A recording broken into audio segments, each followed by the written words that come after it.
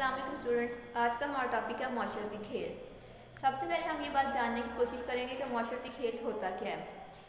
माशरती खेल दरअसल एक ऐसी सरगर्मी, एक ऐसी तफरीह है जिसमें बच्चा बग़ैर किसी पाबंदी के, बग़ैर किसी मजबूरी के, बग़ैर किसी इनाम के लालच के खुद अपनी मर्ज़ी से शामिल होता है। पहले वक्तों में माँ बाप ये समझते थे कि बच्चे खेल कूद में सिर्फ और सिर्फ वक्त का ज़िया करते हैं, जबकि अब माँ बाप इस चीज़ को अच्छे तरीके से समझ गए हैं कि खेल ना सिर्फ उनके बच्चों के लिए अहमियत का हामिल है बल्कि उसकी नशोनुमा में भी एक अहम किरदार अदा करता है। माशरती खेल के कुछ पहलू हैं जिन्हें हम वन बाय वन यहाँ पे डिस्कस करने की कोशिश करते हैं। सबसे पहले माशरती खेल में आता है जिस्मानी नशोनुमा। जिस्मानी नशोनुमा होती क्या है? जब बच्चा किसी खेल का हिस्सा बनता है, जब किसी बच्चा खेल में पार्टिसिपेट करता है तो बच्चे का जिस्म यानी वो भागता है, दौड़ता है, उछलता है, कूदता है, तो इससे बच्चे की जिस्मानी नशोनुमा होती है। बच्चे को भूख लगती है, बच्चा खाता है, उसके पट्ठों की मजबूती आती है। उसके बाद हमारा जो दूसरा पॉइंट है वो है जज्बाती नशोनुमा। जब बच्चा किसी खेल में हिस्सा लेता है तो अपने जज्बात को कंट्रोल करना सीख जाता है।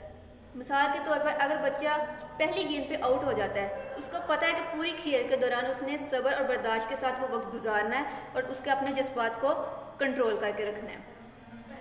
उसके बाद तीसरा नंबर है हमारा माशरती नशोनुमा।